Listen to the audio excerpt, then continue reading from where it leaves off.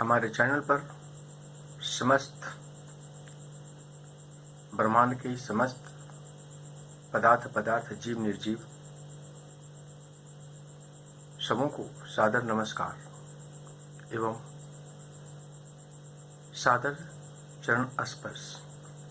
आज मैं अपने विचारों को इस तथ्य के ऊपर उजागर करने जा रहा हूँ, परमात्मा क्या है, कहाँ रहते हैं, उनका क्या कार्य है।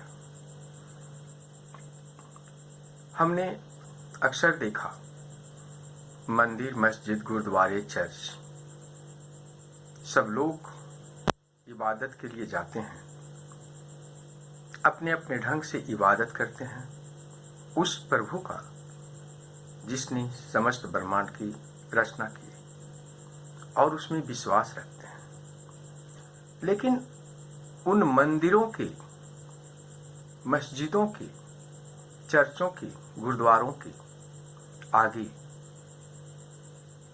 बहुत सारे बैठे असहाय लोग, जिनका इस संसार में कुछ भी नहीं है, रहने के लिए एक छत तक नहीं है। सर्वप्रथम लोग जाते हैं, इबादत करते हैं,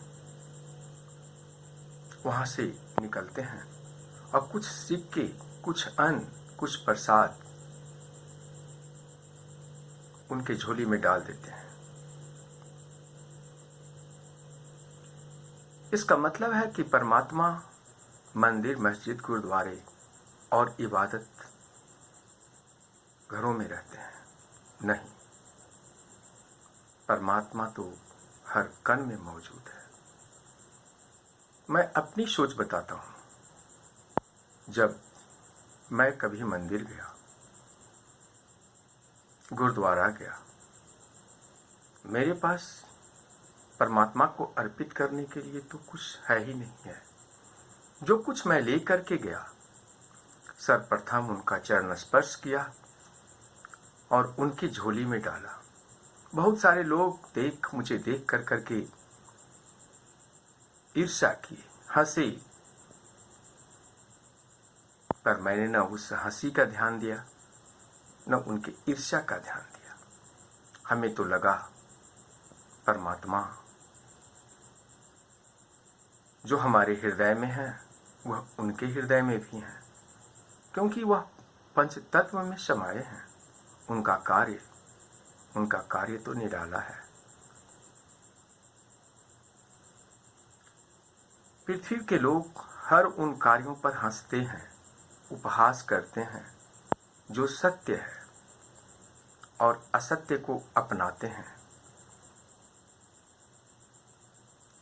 सब जानते हैं कि परमात्मा के लिए कोई धर्म नहीं है, कोई व्यक्ति विशेष परमात्मा नहीं है। परमात्मा तो हर कण में समाया है, पर यह सिर्फ कहने के लिए है, हृदय से कोई मानता नहीं है। दूसरी बात, जब उन असहाय लोगों के चरण को स्पर्श किया और उनको जो कुछ मेरे पास था मैंने अर्पण किया, अब वहां पर भी वो असहाय लोग जिनके पास कुछ नहीं है, छत तक नहीं है, कितना हम नीचे गिर चुके हैं और हमें देख देख करके वो भी सीख चुके हैं कि वह आपस में कह रहे हैं वो तो मुस्लिम है, उसे मत दीजिए, वो यहाँ आ जाता है। हम लोग हिंदू हैं, हमें दीजिए।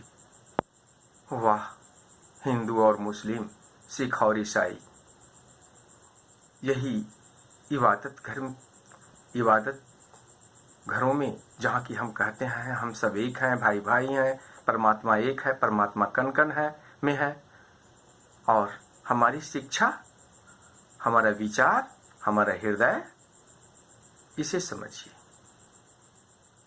बस आज इतना ही। समस्त प्रकृति को मेरा सादर नमस्कार।